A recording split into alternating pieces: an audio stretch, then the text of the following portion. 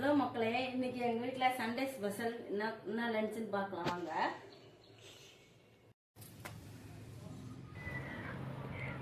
எறாவையும் சொராவையும் clean பண்ணி எடுத்துக்கலாம்.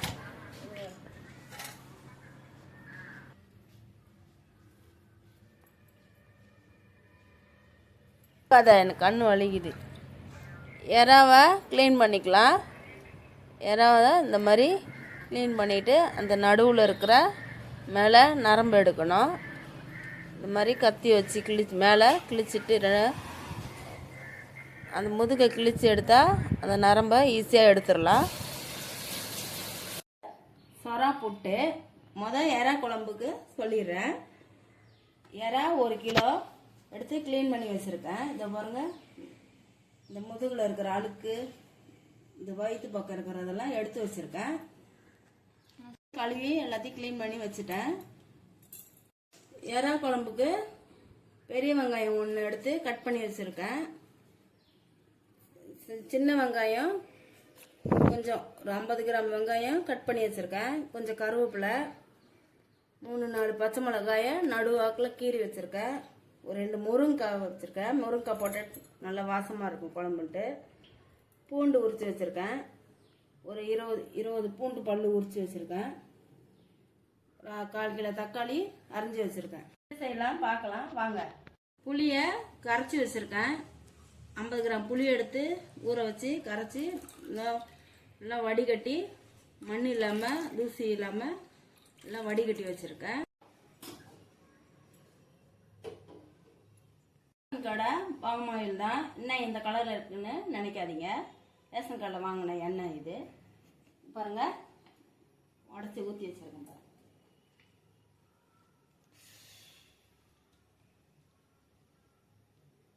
எண்ணெய் 50 கிராம் ஊற்றிக்கலாம்.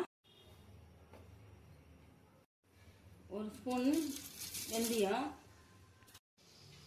1 ஸ்பூனு கடுகு. வெந்தயமும் பொரியட்டும். போட்டுக்கலாம்.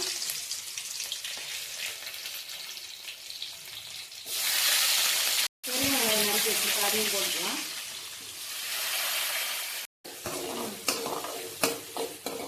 விடுவோம்.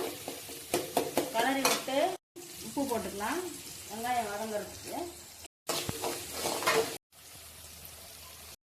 பூண்டு பல்லு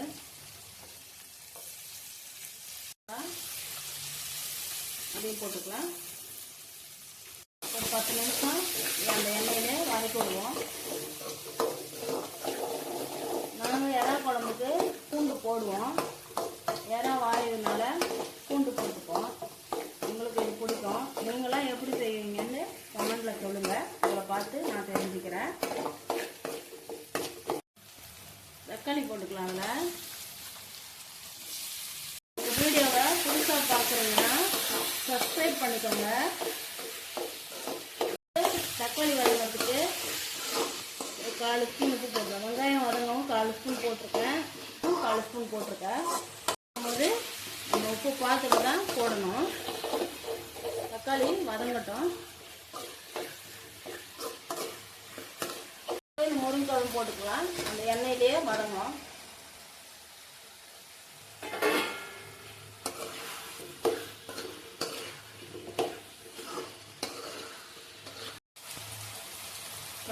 கால் ஸ்பூனு மஞ்சத்தூள், 1 ஸ்பூனு வெறும் மிளகாத்தூள், 2.5 ஸ்பூனு தனியாத்தூள். குழம்பு திக்கு வரும், அதுக்கு தான். 2.5 ஸ்பூனு குழம்பு மிளகாத்தூள். இதுவும் அடி பிடிக்காமல் இருக்கிறதுக்கு தண்ணி ஊற்றிக்கலாம். அடி பிடிக்கும்.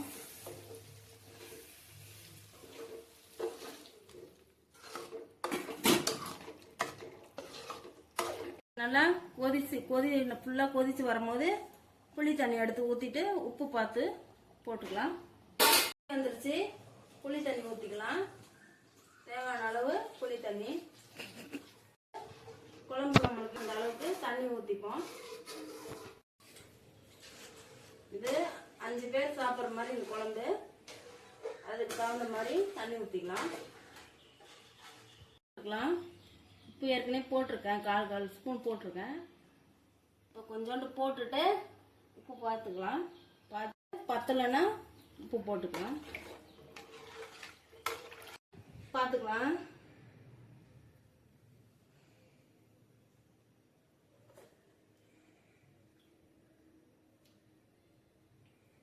உப்பு கொஞ்சம் கம்மியாக இருக்கு. கொஞ்சமாக 1/4 ஸ்பூனு கலரி விட்டுருவோம்.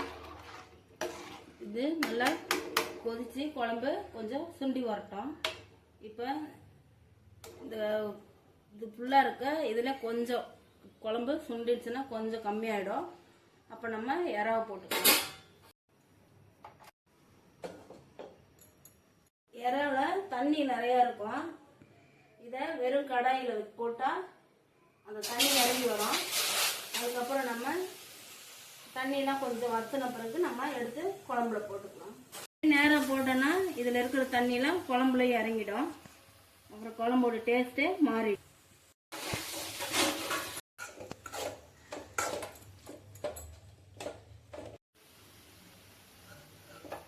பாருங்க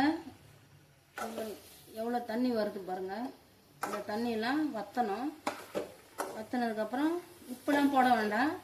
சும்மாவே வெறும் கடாயில் போட்டு அந்த தண்ணி வற்றுற வரைக்கும் தண்ணி இறங்கும். இறாவில் இருக்க தண்ணியெலாம் இறங்கிடும். அதுக்கப்புறம் நம்ம எடுத்து குழம்பு வற்றின பிறகு அதில் போட்டுக்கலாம்.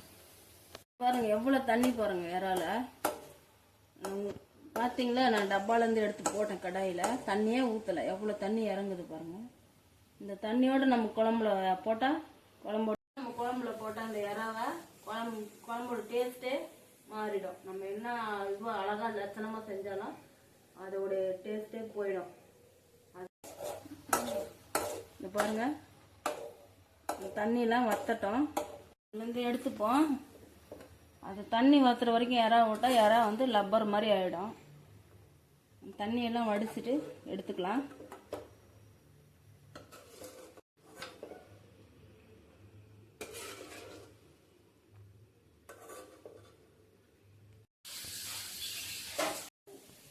இறா குழம்பு அது கொஞ்சம் சுண்டட்டும். அதுக்குள்ளேயும் சொரை புட்டி எப்படி செய்யலான்னு பார்க்கலாம்.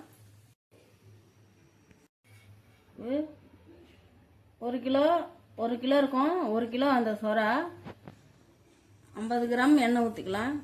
அதுக்கப்புறம் நம்ம சொராலாம் போட்ட பிறகு கொஞ்சம் ட்ரை ஆகும்.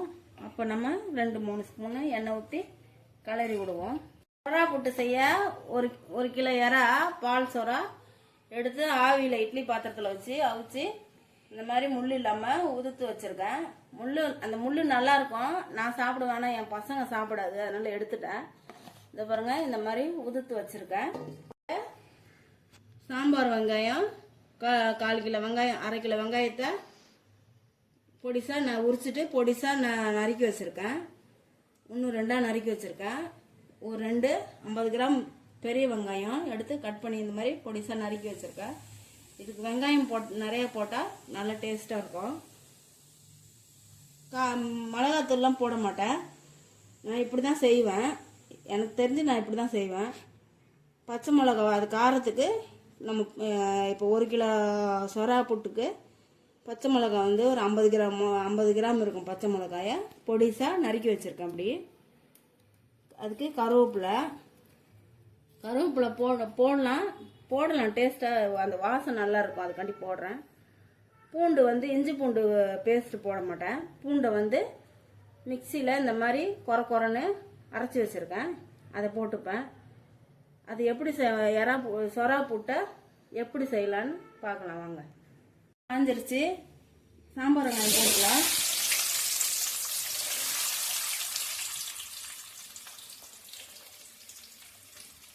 சாம்பார் வெங்காயம் பெரிய வெங்காயம் 2 போட்டுக்கலாம். சாம்பார் வெங்காயமும் பெரிய வெங்காயத்தையும் எல்லாம் போட்டு நல்லா வதக்கி விடுவோம். அதுக்கு கொஞ்சம் உப்பு போட்டுக்கலாம். அப்போ தான் சீக்கிரம் வதங்க. அதனால தான் உப்பு போடுறது. உப்பு வந்து 1 ஸ்பூன் போடுறேன்.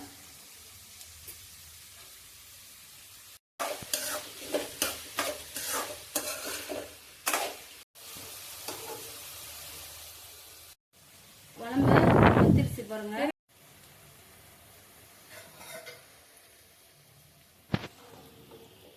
பாருங்க சுண்டிருச்சு பாருங்க குழம்பு. இப்போ நம்ம இதில் எறா போட்டுக்கலாம்.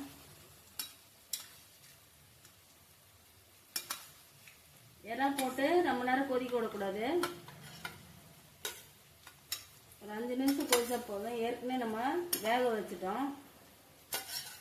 ரொம்ப வந்துருச்சுன்னா லப்பர் மாதிரி ஆகிடும். கொதிக்கிட்டோம். அந்த உப்புலாம் அதில் இறங்கும். குழம்புல இருக்க உப்பு இறாவில் கொஞ்சம் இறங்கிடும். இப்போ நம்ம ஆஃப் பண்ணிடலாம். இதுக்கு வந்து வெங்காயம் நல்லா ப்ரௌனாக ஆகணும். அப்போ தான் டேஸ்ட்டாக இருக்கும் சொரா போட்டு.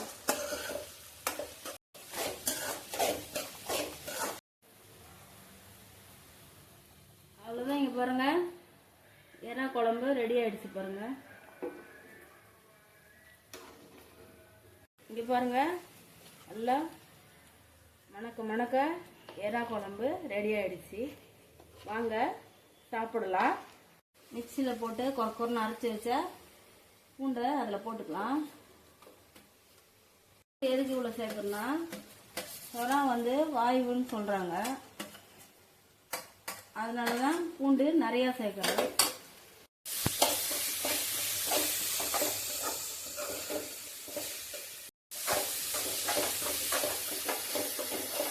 கருவேப்பிலையும் போட்டுக்கலாம்.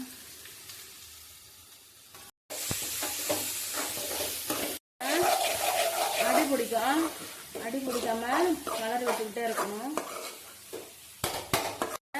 அந்த பச்சை ஸ்மெல் போகணும். போனோன்னா நம்ம சொரவை உளுத்து வச்சிருக்கோம், அதை போட்டுக்கலாம்.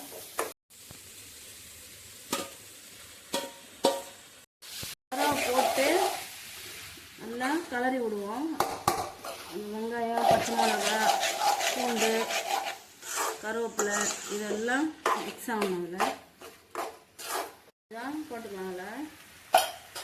1/4 ஸ்பூன் உப்பு போட்டிருக்கேன். இப்போ 1/4 ஸ்பூன் போட்டுப்போம்.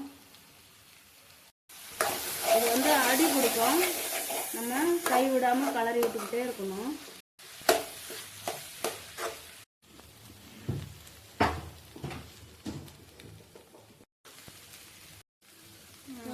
சொரா புட்டு ரெடி ஆயிடுச்சு. இறக்கும் போது கொஞ்சம் மிளகுத்தூளை நுணுக்கி வச்சுருக்கதா அம்மியில் போட்டு நுணுக்கி வச்சுருக்கேன். அதை நம்ம போட்டுக்கலாம். போட்டு ஒரு கலரி விட்டு ஆஃப் பண்ணிடலாம். அவ்வளோதான், சொரா புட்டு ரெடி ஆயிடுச்சு.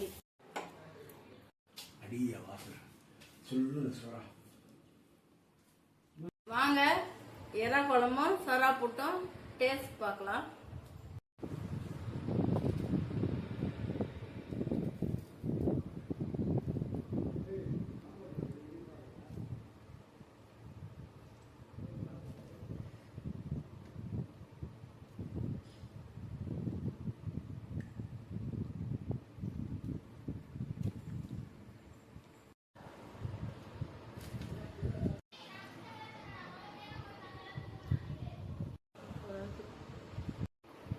செம்மையாக இருக்குது. இன்றைக்கி எங்கள் வீட்டில் சண்டே ஸ்பெஷல் எறா குழம்பும் சொரா புட்டும்.